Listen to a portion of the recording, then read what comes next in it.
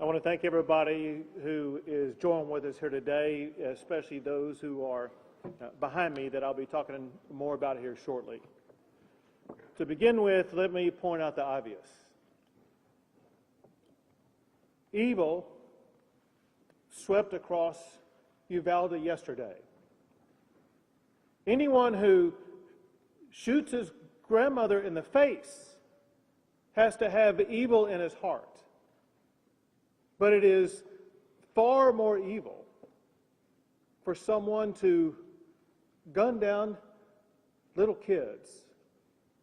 It is intolerable and it is unacceptable for us to have in the state anybody who would kill little kids in our schools. Children are a blessing. God teaches us that. They're filled with laughter, innocence, and joy. Their love is a gift that parents get to unwrap every single day. Parents in Uvalde had that gift taken away from them, stolen by a demented person. Days before yesterday, when these children were at school, some were receiving awards for perfect attendance. These kids will never attend school again.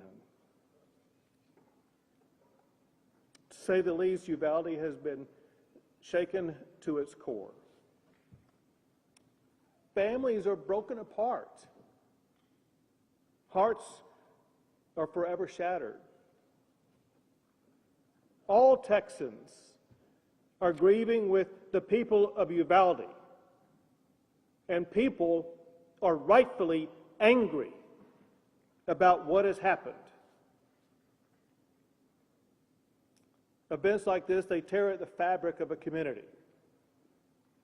Our job is to ensure that the community is not going to be ripped apart.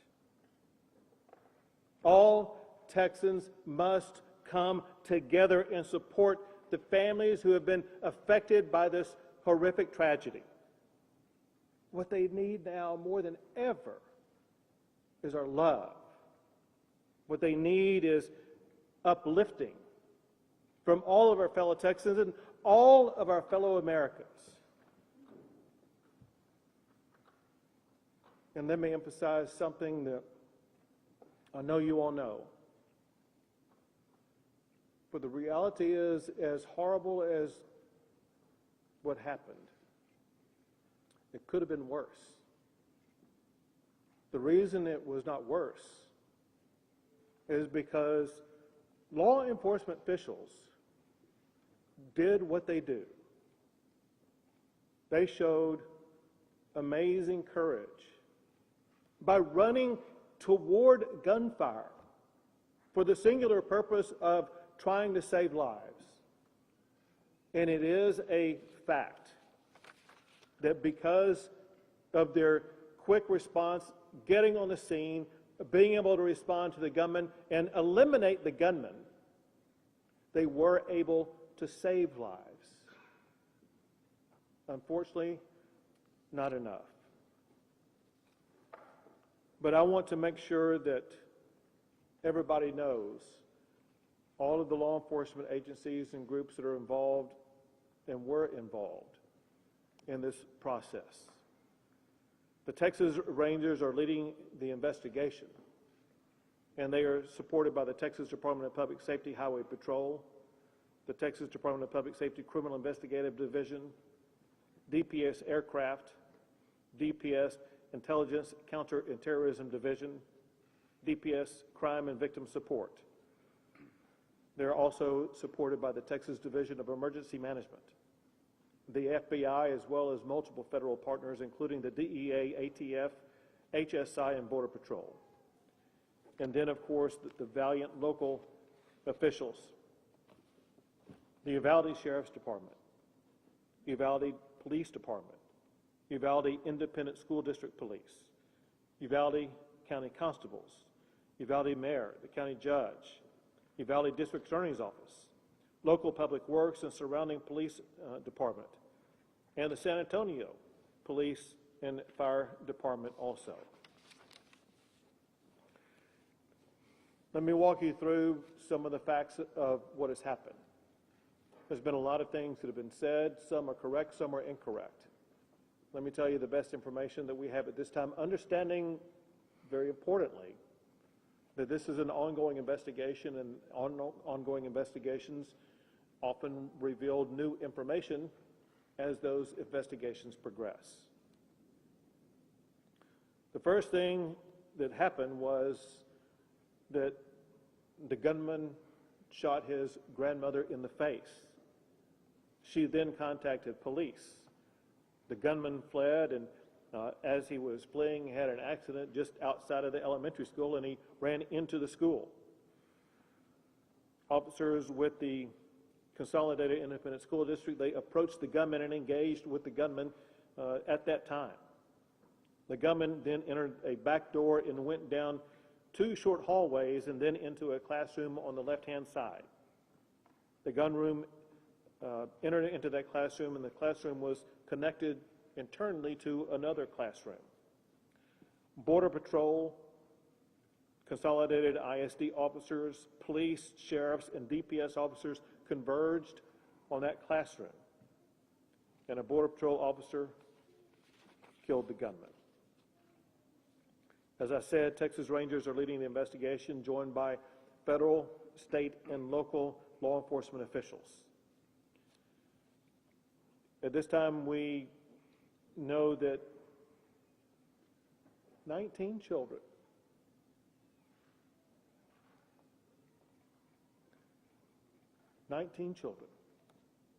have lost their lives. 2 faculty members lost their lives.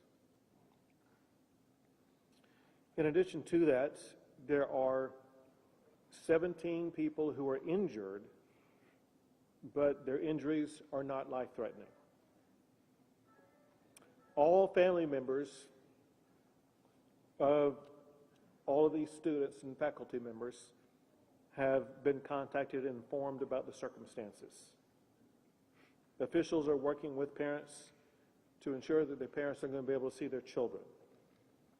Parents should contact victim services at the county fairplex. We know that there are parents still striving to make a connection. All parents are welcome and urged to contact victim services at the county fairplex. The gunman was 18 years old and reportedly a high school dropout. Reportedly, there has been no criminal history identified yet. He may have had a juvenile record, but that is yet to be determined. There was no known mental health history of the gunman.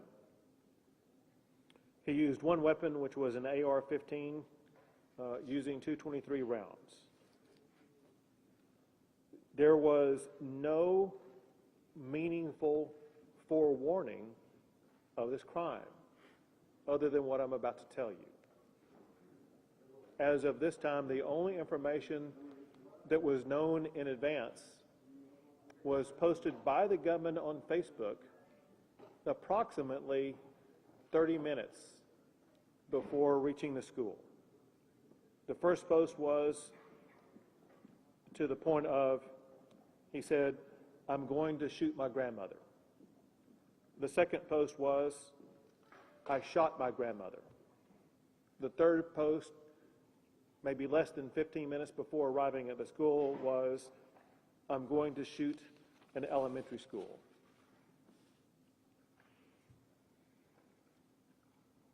I mentioned that during the shootout that took place at the school, in addition to the students and the faculty, there were 3 officers who were injured who were all remain in good condition. 1 deputy sheriff lost a daughter in that school. Before coming out here, we had a long discussion with law enforcement at all levels. We had a discussion with community leaders, elected officials.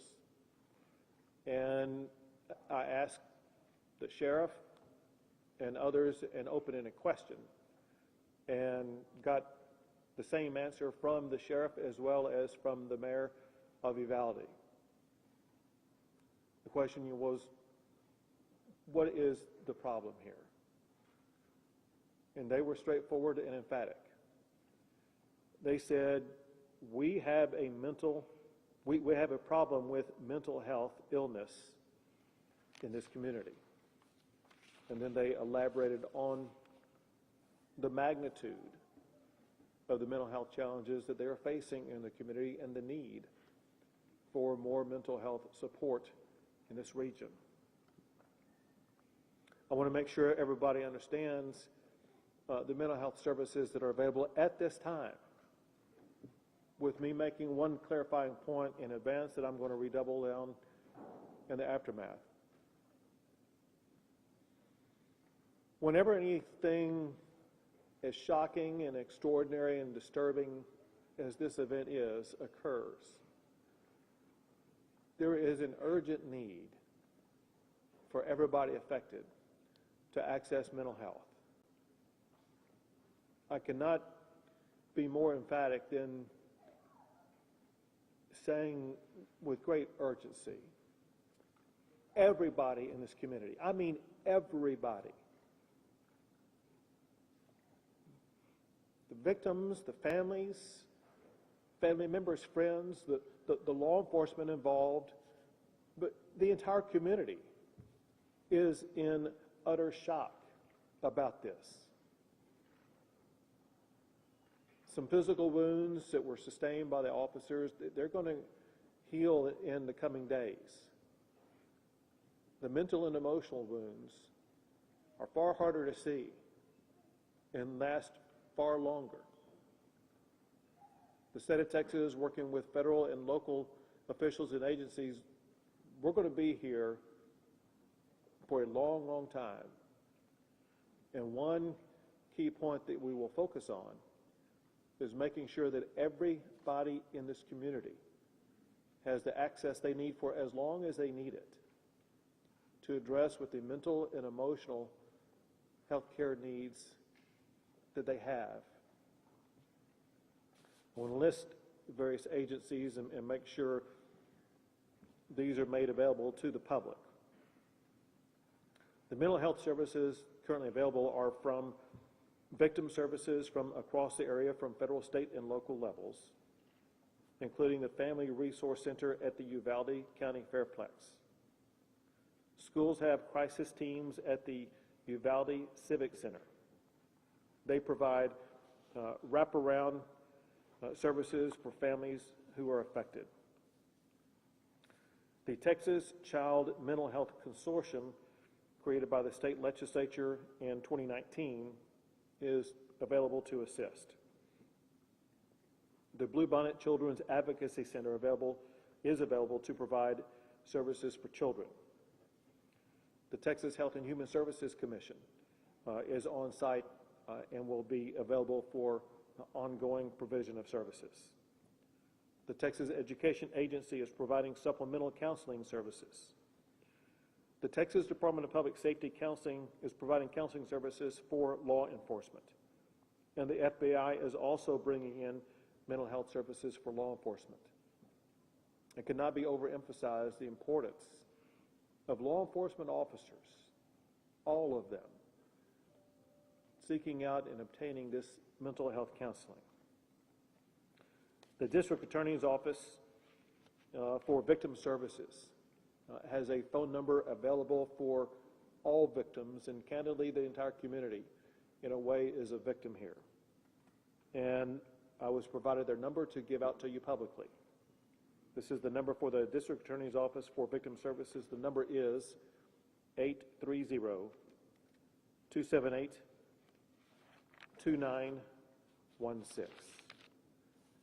And at this time, I will pass the mic to Lieutenant Governor Dan Patrick.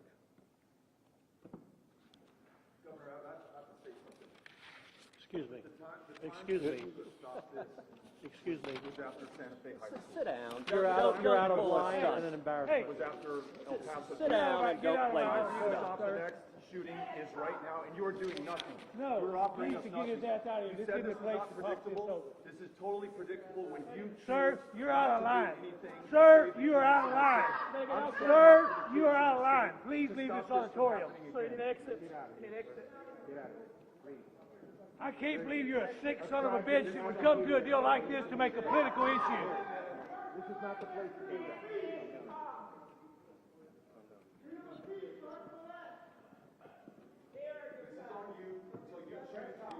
It's on assholes like you. Why don't you get out of here?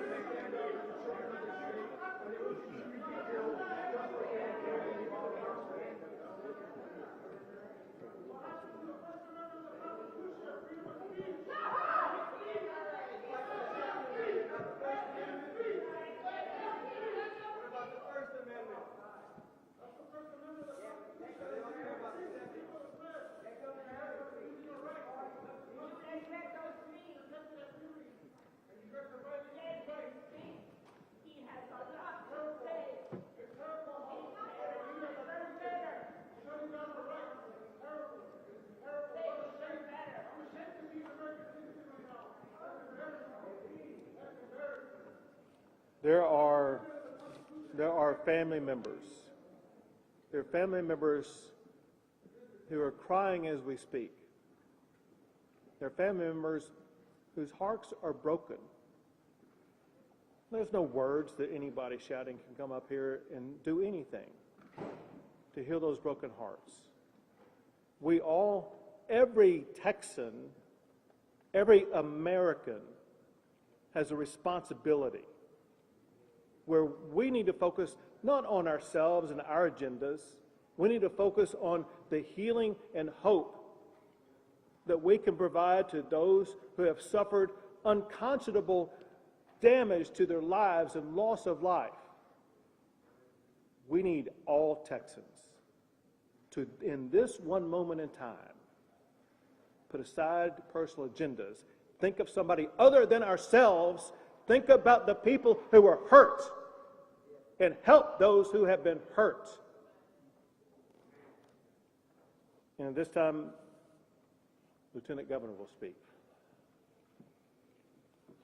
I was just about to say that there will be plenty of time to discuss and analyze what happened yesterday and do everything that we can within our power to hopefully prevent it from happening again. But now's the time, people watching around the world, in this country, in this state, to focus on these families, as the governor just said. Right now, we need to put our arms around the families of these victims, the students and the teachers. This is not a partisan issue. This is not a political issue. This is an unimaginable moment that will impact the lives of those who lost their children and those who survived. The adults and the teachers, the men and women of law enforcement who were there. We are better than this as a country. We are better than this. These types of crimes, when you see children killed, go to the very core of all of us who have children or grandchildren. We can't imagine the pain that these families are going through. We saw it 4 years ago in Santa Fe. So can we not be a nation that can stand together for at least a day or a week or a month? My gosh. To put these families first and everything else second, my gosh, you know, we live in a time, I said this yesterday, when people are at each other's throats everywhere we turn. Whether it's on the internet or an Oscar stage or two coaches arguing or in the political world or the media world. Who are we as an American people? Who are we? We all have to do our part. All do our part to make us a better people and a better nation. Evil will always walk among us. And in times like this, I've seen it. The governor's seen it. The speaker's seen it. The senators have seen it. The attorney general's seen it. In these other shootings, Sutherland Springs, El Paso, Odessa, Santa Fe, it's God that brings a community together. It's God that heals a community. It's God that heals a shattered and broken heart. And if we don't turn back as a nation to understanding what we were founded upon and what we were taught by our parents and what we believe in, then these situations will only get worse and happen more often. So, no matter what your thoughts are today, pray for these families, pray for this community. Give us wisdom. Give us wisdom. But right now, let's focus on the families. They deserve that. They need our love. They need our prayers. Thank you, Governor. And now the Speaker of the House, Dade Phelan. Thank you, Governor. I appreciate it. Mayor, I'm sorry you had to witness that outburst. Now is not the time to politicize pain and suffering. This time of year should be the happiest time in a child's life. Summertime, getting out of school, enjoying your family and your friends. And instead, this community is faced with an unspeakable tragedy of which there are no words. There are no words to ease the pain and suffering and the anger in this community. I do want to reiterate what the governor said about the mental health of this community. This will take many, many years of pain and suffering and counseling. And your mental health is like any other health. It must be treated, it must be diagnosed, it must be talked about. And the legislature, when we reconvene, we will have a long, very robust discussion about mental health like we always have, and we'll continue to support mental health in this state, and especially rural mental health. Like the sheriff said, like the mayor said, every community has mental health needs, and they must be addressed.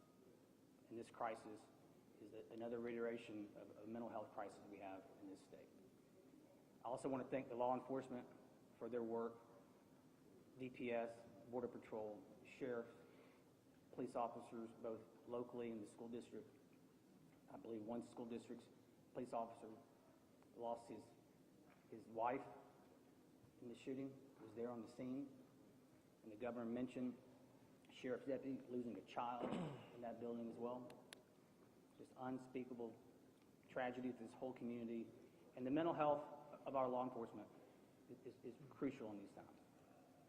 And it's okay for them to say something's wrong as well. I do my deer hunting here in Uvalde County. It's a beautiful community with beautiful people. And all we can say is how tragic this is, and the support the state will show and will continue to show.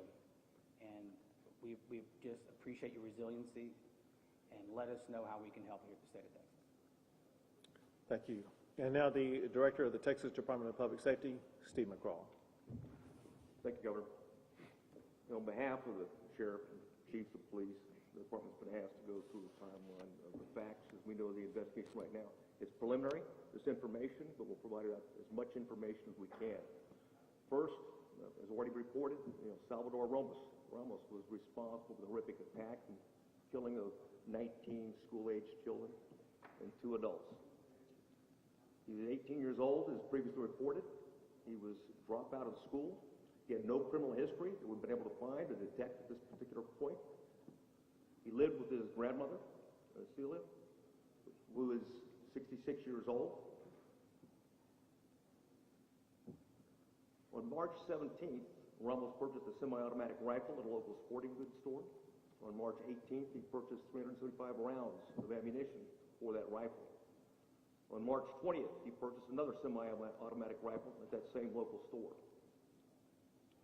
The FBI has been able to find information on his Facebook account that the governor already provided new information on. At approximately 11 o'clock, he announced, on Facebook, a post, a message that he was going to shoot his grandmother. He shot his grandmother. He re-reported that he had shot her. And after that, he reported that he was going to a school to attack it. Now, he didn't identify the specific school. He did say elementary at that point in time. But the timeline is he went from 11 to 11:30. His mother reported him to the police department, and she was able to run across the street to a neighbor and get help. And she was medevaced to San Antonio in critical condition at this point, but she's still alive. The subject, Ramos, at that point in time, used her vehicle, his grandmother's vehicle. He was living at their residence since March of 2022. Used her vehicle to drive approximately 2.29 miles, which is about a block and a half away from the school, Robb Elementary School. He crashed the vehicle at that point in time. He exited with a backpack. He took a rifle with him. One rifle, it was a Daniel Defense that he had previously purchased, as mentioned. He went towards the west side of the campus, which is a back door.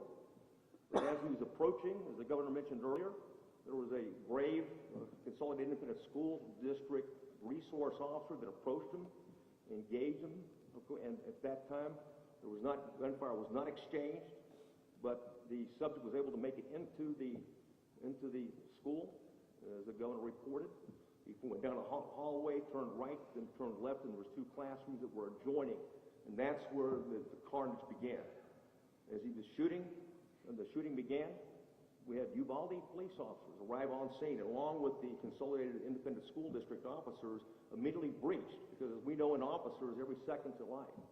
They breached it, engaged the active shooter, and continued to keep him pinned down in that location, afterwards, until after a tactical team could be put together, comprised of Border Patrol agents on the front end, some members of their BORTAC unit, which is a SWAT team for Border Patrol.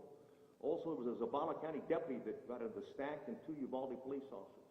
They breached the classroom door. They went in, they engaged Ramos, and killed him at the scene.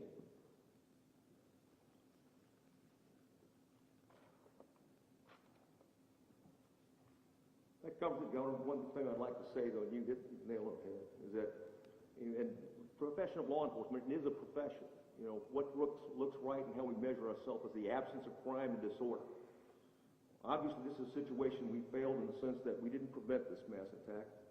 But I can tell you those officers that arrived on the scene and put their lives in danger, they saved other kids. They kept them pinned down. And we're very proud of that. At the same time, we're always looking to get better and look at anything that might have been out there. We've yet to find a clue, whether it's social media or other indicators that might have given us any type of idea that he was about to do something like this. It gives us an opportunity to prevent it because, as we know, the overriding priority of you, certainly the legislature in Texas and the people of Texas, is that it's all about prevention. Prevent the next mass attack. And thank you for your leadership, Speaker and Lieutenant Governor. Thank you. Thank you. And now the Superintendent for the Consolidated Independent School District, Hal Harrell. Thank you, Governor. Thank you for being here today. Thank you for your support.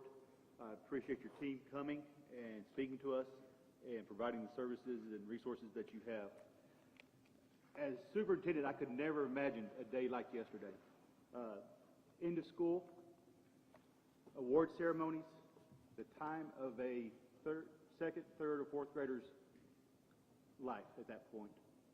It was a senseless and tragic event, and this magnitude in our community is heartbreaking. It really is.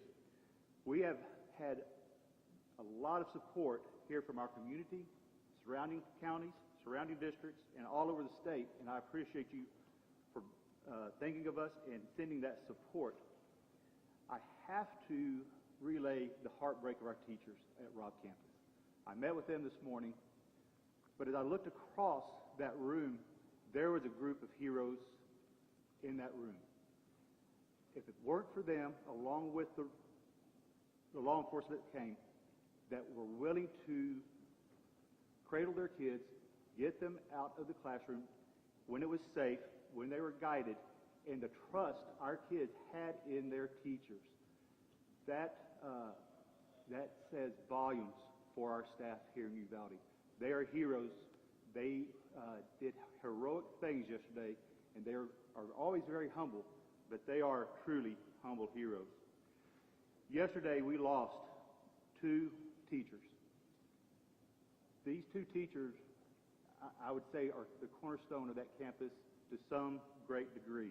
They're 2 beautiful souls. They have taught on that campus for many years. They have kids in our district, and they poured their heart and soul into what they did in educating our kids in Uvalde. 19 students, 19 precious students who came to school yesterday to enjoy the day, to enjoy the award assembly. And as I look at their pictures, you can just tell by their angelic smile that they were loved, that they loved coming to school, and they were just precious individuals. This is a difficult time for everybody. We are hurting. We have been cut deep here in our community. We will move forward. It's going to take some time moving forward. While our faith has been shaken, we ask you to continue to pray for these families, these kids, in our community, and our teachers. I am a product of Uvalde. I'm born and raised here. I've worked for this district for 30 years.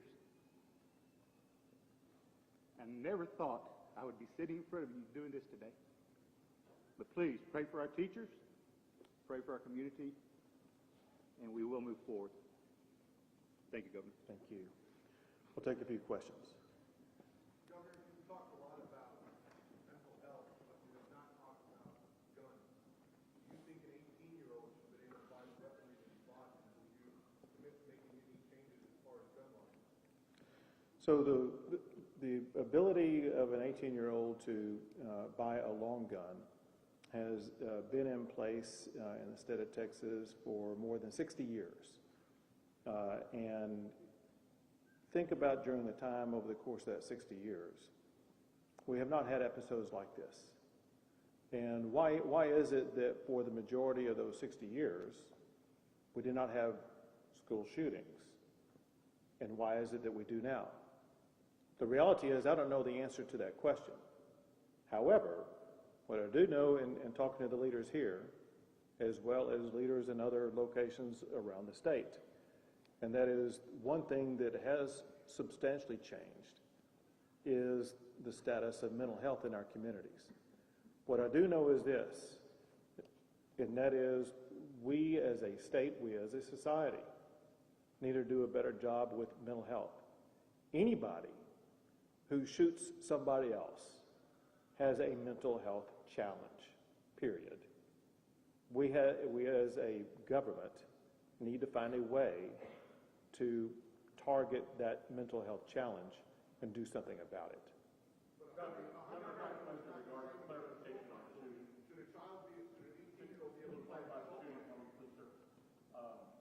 Were the kids caught up in the gunfire, or were all the kids shot by the gunman? I'm not clear on how that scenario played out. Director McCraw will have the best information on that. We're in the process of doing a crime scene right now. The first one being the school, the second being the vehicle, and the third, the grandmother's residence. Consider it's a detailed process, so I can't answer that. But for right now, we believe that all the children were shot and killed by Ramos. Director, in terms of the perpetrators' social media and postings that have been reported and are being analyzed, you don't believe that there was any sort of a warning or any information that would indicate that he was posing some sort of danger, maybe not a precise danger to this specific school, but weren't there warning signs that were available on social media, maybe to the platform, maybe to people he was communicating with? We did see some, and I think one was of a concern, and that concern was, relayed to allegedly, we haven't confirmed it yet, to someone in California who didn't report it. And we're in the process of working with the FBI right now to make sure she's interviewed and find out more about it. There may be other clues out there right now that we're not aware of. This is the preliminary part of the investigation. We're going to scour everything to find anything that what could have indicated in some way, shape, or form that this individual was a threat to the community. But nothing had come to local law enforcement that they could have acted? None at all. In fact, this is, we're astounded at the beginning of the investigation because there's usually something out there, but right now, it is as that report on the timeline. If we find out something else, we'll provide that information. The Texas School Safety Center has said that several districts are still struggling to operationalize threat assessment teams, multi-hazard plans. What more can be done to assist school districts to operationalize these threat assessment plans and multi-hazard plans? So I'm going to answer in part, but we also have the TEA Commissioner, Mike Morath, with us, who may be able to shed additional light. But here's the information that we know, and you pointed out SB 11. Listen, as you know, but others may not. People need to understand that in the aftermath of the Santa Fe shooting, I signed 17 laws to address school safety, and one of them dealt with threat assessment and preparation for threat assessment.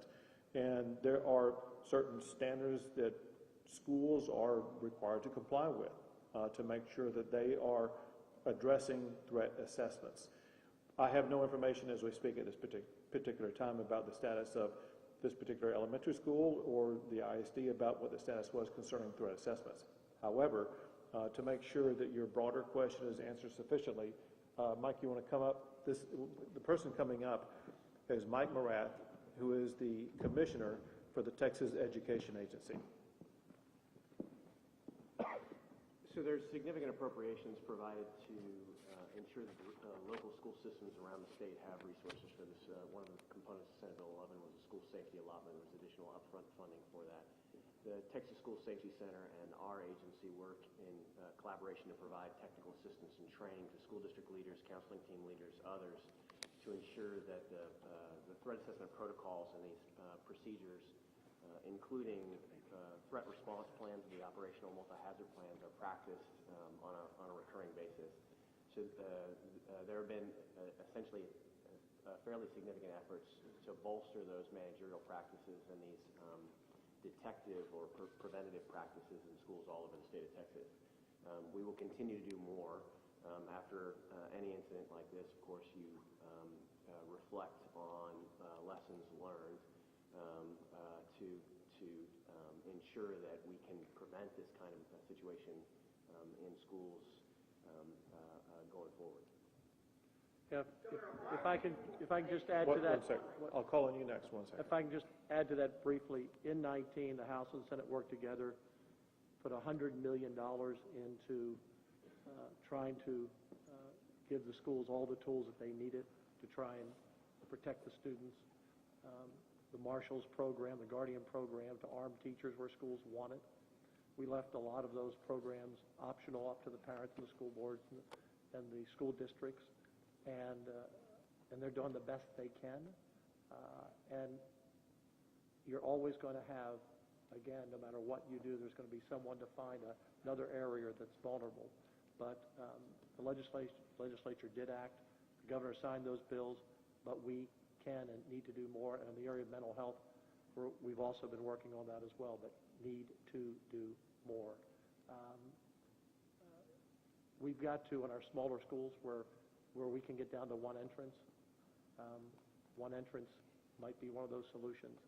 If you'd taken 3 more minutes to find an open door, police were there pretty quickly. But this school district has been doing a really good job in trying to protect their students, and those teachers died yesterday protecting their students. And this is a continued work for us. Governor, last night you were at a political fundraiser in Walker County. Why did you not cancel that event? And your press office has stated that you plan on canceling all future political events going forward until further notice. Does that include the NRA convention here in Houston on Friday? So first, with regard to yesterday, I was actually in Taylor County responding to a different disaster, a disaster of fires that had ripped through Taylor County and destroyed 20 homes. And that is when I learned about the shooting that was taking place pretty much at that time here. On the way back to Austin, I stopped and let people know that I could not stay, that I needed to go, and I wanted them to know what happened and get back to Austin so that I could continue my collaboration with Texas law enforcement to make sure that all the needs were being met here in the Uvalde area. As far as future plans are concerned, listen, I'm living moment to moment right now. My heart, my head, and my body are in Uvalde right now, and I'm here to help the people who are hurting. Director, can you confirm from the moment that the campus officers engaged with the gunman to the end, how long was that? I can't. It's going to be within a minute, like 40 minutes or something, within an hour, but I don't want to give you a particular timeline. But bottom line is that law enforcement was there. They did engage immediately. They did contain them in the classroom, and they put the tactical stack together, in a very orderly way, and of course breached and assaulted the individual.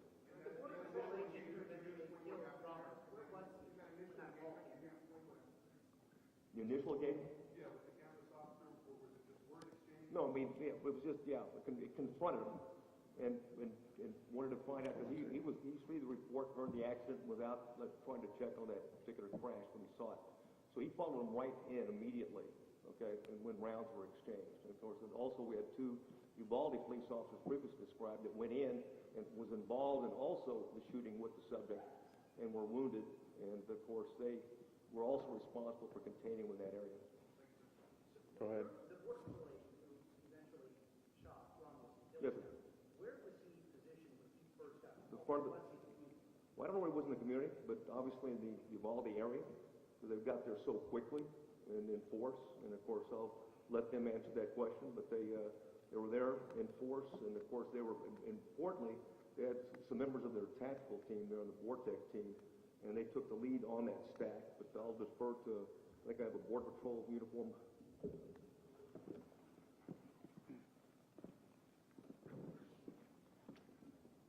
So first off, the U.S. Border Patrol Del Rio sector has a station in Uvalde. So we have about 150 or so agents that are permanently assigned to Uvalde. We also have several agents in other stations that choose to live here in this community as well. So we had folks that came from off-duty. We had folks that came from training. We had folks that were in the field and responded. So a multitude, some 80 in total, Border Patrol agents responded. So as to where that particular individual came from, don't have that yet. The investigation will bear out, but we have a large presence permanently here in Uvalde. Did you? Not going to release his name just yet. Go ahead. Either your administration or the legislature, do you have any specifics on your plan to combat mental health? We began talking about it in there. I'll just tell you one thing that we talked about, which is something we've heard in some other regions of Texas also, and that is in approximately maybe as much as a 40-county region around the area where we gather right now. There is no mental health hospital, and there's a shortage of beds for mental health in this region. If someone is suicidal, if someone has a mental health problem, they oftentimes would have to go to someplace like San Antonio.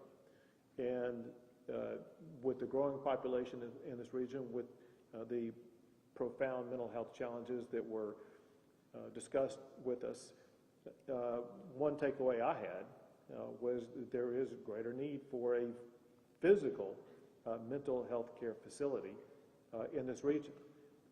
But we know that buildings don't treat people, people treat people.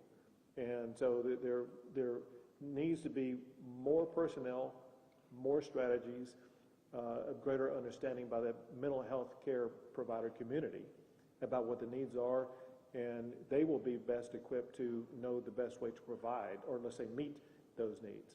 Bottom line is this, and that is, I think it's a fair statement, that legislative leaders understand about health challenges in the more rural settings in the state of Texas, and we have a genuine commitment to help address those mental health care challenges.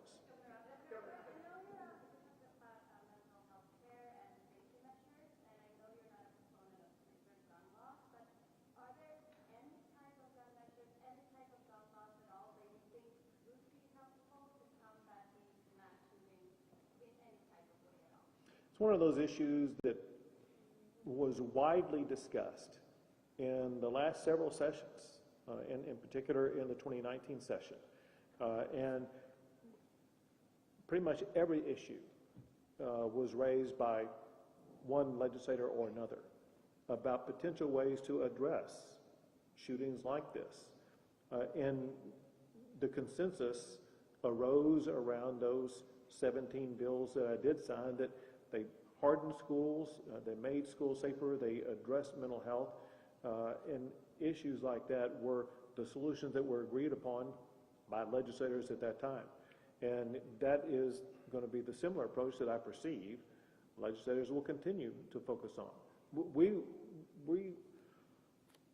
We consider that what we did in 2019 to be one of the most profound legislative sessions, not just in Texas, but we've seen in any state in addressing school shootings. That said, to be clear, we all understand our work is not done. Our work must continue. And we will continue to discuss with legislators about all the potential avenues and pathways that we can take to make sure that schools will be even safer going forward.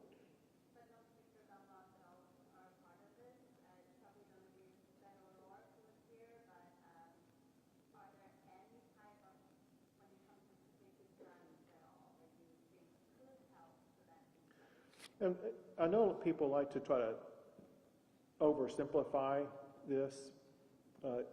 Let's talk about some real facts. And that is, there are, quote, real gun laws in Chicago. There are, quote, real gun laws in New York. There are real gun laws in California. I hate to say this, but there are more people who were shot every weekend in Chicago than there are in schools in Texas. And we need to realize that people who think that, well, maybe if we could just implement tougher gun laws, it's going to solve it. Chicago and LA and New York disprove that thesis. And so if you're looking for a real solution, Chicago teaches that what you're talking about is not a real solution. Our job is to come up with real solutions that we can implement. Back to that, Governor Abbott, with the 17 laws that you said you signed, in the context of those laws, and I agree with Lieutenant Governor Dan Patrick about that there's always going to be evil. There's always going to be a necessity for law enforcement and good men to stand up against evil.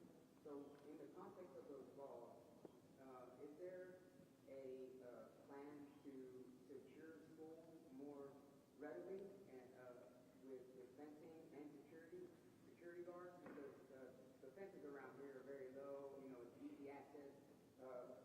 One of the things that you said about one point of entry, I know where in the district where my children go to school, we have a one point of entry in Harper, Texas.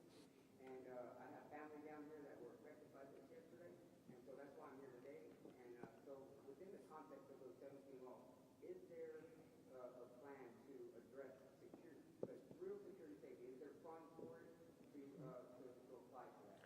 So the last thing first, and that is altogether, we allocated more than $600 million, so more than $500 million to address school safety. As it concerns the first parts of your question, the answer is, with the laws that we passed in 2019, which is 3 years ago, all those measures that you were talking about were included in those laws. Let me give you several examples. An entire platform that was addressed is what's called school hardening or hardening schools.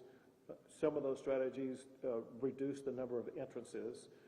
Other strategies provide things like school marshals or having DPS officers or others fill out their paperwork in schools so that there will be a law enforcement presence in schools.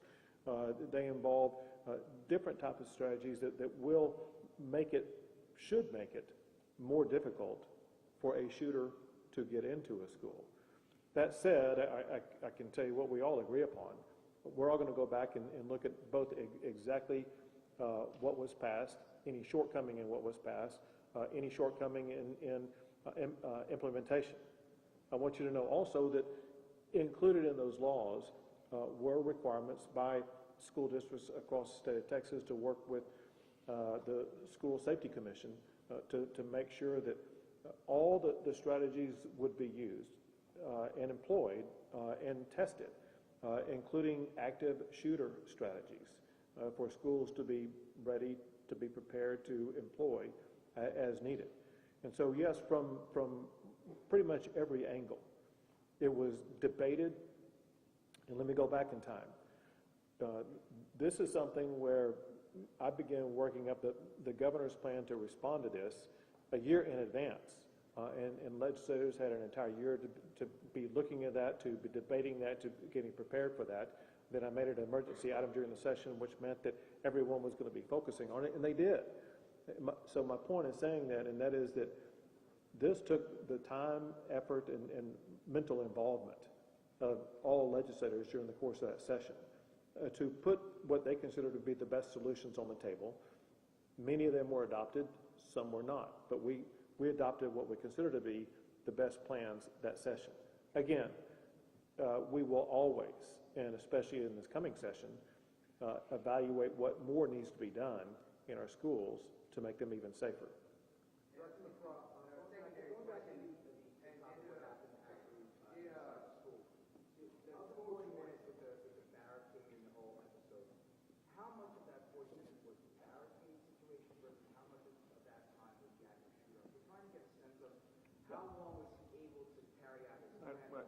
I understand that.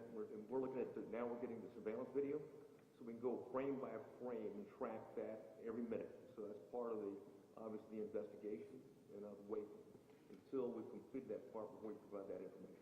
And did he have to shoot his way into the school, or was the back door left open somehow? Yeah, right now, I don't want to say because I think we have an answer, but we haven't confirmed it yet. Was he chased from the grandmother's house into the school? Was that what? No, he was not. He was not chased. No, not at all. What's the status of the building? Have you been able, or the team that's assembled, obviously it's not only your people, but have the victims called, been identified, have the bodies been moved, is evidence work going on? All the victims have been identified, and all the notifications have been made. And is evidence recovery going on, or? Yes, an ongoing recovery team. We've got certainly our company of Texas Rangers with forensic background are conducting it, and we've got the FBI's evidence response team, and of course ATF is helping as well. Can we get you to speak up a little bit?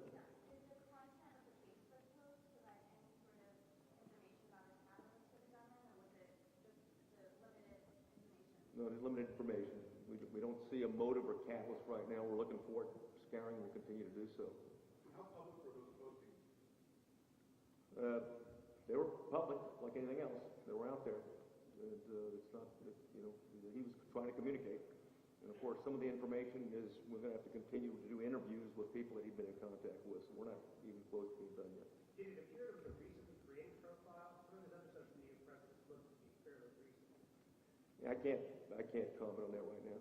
Governor, you said yesterday evil visited this town or something to that effect, but then you also are saying that this is a mental health issue, and that's what needs to be addressed. Is this I don't believe evil is a mental health classification. Do you see this as a mental health issue or some kind of biblical battle between evil that's always going to be out there?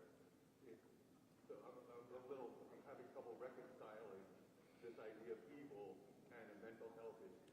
So, and very interestingly, in the meeting that we had before coming out here, I raised that exact issue because we talked about mental health. And to me, someone who is as demented as it takes to kill little kids, it goes beyond, seems to me, a mental health issue. I mean, that is the sheer face of evil itself. And so, listen, I'm not a doctor. I can't classify these things.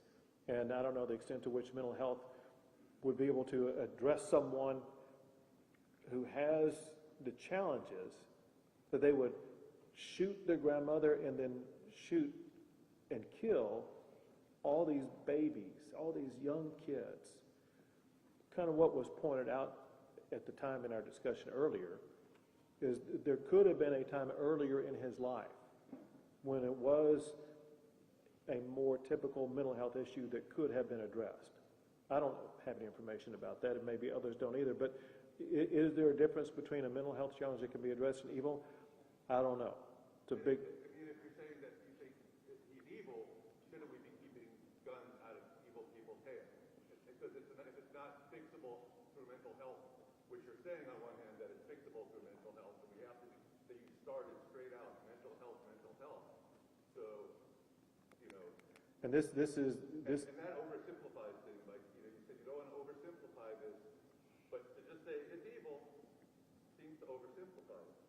So, Well, it obviously is a meaningful characterization, and the point is this: if you know someone more evil, I want to see what they did. But I consider this person to have been pure evil. Go ahead. Say it again. If this is a mental health issue, what would you like to see? What can the state do to provide more resources, especially for rural communities? Well, it's the answer that I was given to this gentleman back here earlier, and that is it's something that we did talk specifically in our meeting before coming out here, and that is, for one, not just this community, but the surrounding geographic area is lacking in a mental health hospital or other physical facility. And there literally are either no beds or inadequate beds to address those with mental health challenges. And when you look at the population base, and perhaps a growing population base in this geographic region, an issue that we will be taking up is going to be what ways do we address mental health issues? Does it include a physical facility such as a mental health hospital? If so, how large would it be? Things like that. So there are many issues for us to consider and evaluate and to work on addressing. Speaker Phelan wants to add more to that. I'd like to add to that. So in the last special session, we actually appropriated about $150 million in ARPA funds for the Children's Mental Health Consortium to partner with campuses across the state of Texas, higher education, four-year institution, two-year institutions, to have a mental health professional on campus to contract with local ISDs to make certain, this is mainly a COVID issue, of mental health for children coming out of COVID, but it's mental health across the board for any child who wants to meet with a professional, which is a challenge. I'm from rural Texas. It's a challenge to have those professionals in your community. We also appropriated $500 million for rural broadband to make certain communities out in rural Texas have high-speed internet, so where they can have a consultation online with a mental health professional, not just in the state of Texas, because we passed another piece of legislation that said you can meet with professionals outside the state of Texas. And so the telehealth, telemedicine situation come out of COVID, rural broadband were addressed late in October of this past year, and many of those programs are being rolled out right now. So are you considering expanding Affordable Care Act medicine or taking that kind of dollars in from the federal government to address the need of mental health in rural communities? Would you consider taking on that expansion? We have other ways of addressing it and other funds available for it. In reference to school hardening, I believe it was Mike that mentioned that schools have an option of taking the funding for those things. If you're going to look at more of seeing if there's something more that the school district can do to be more, I guess, responsible for that? So I'm not exactly clear on your question, but I think I have the gist of it well enough to be able to answer it in this way, and that is this: we will all consider the best strategies for schools to employ, but importantly, we do that in conjunction by working with schools. We won't be imposing policies on schools without working with them. We need ISDs and schools and school leaders and school safety professionals at the table for that discussion purposes if we are going to achieve the best standards that are possible. Thank you all. Good job. Thank you.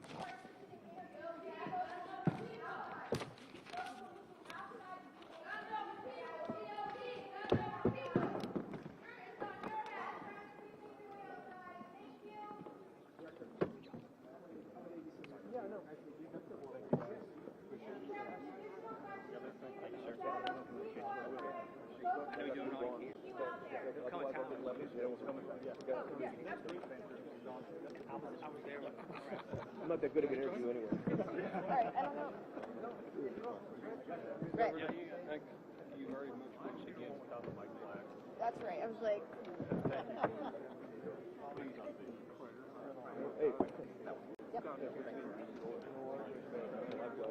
You got a mic here somewhere? Yeah. I should know that one. Thanks, you too.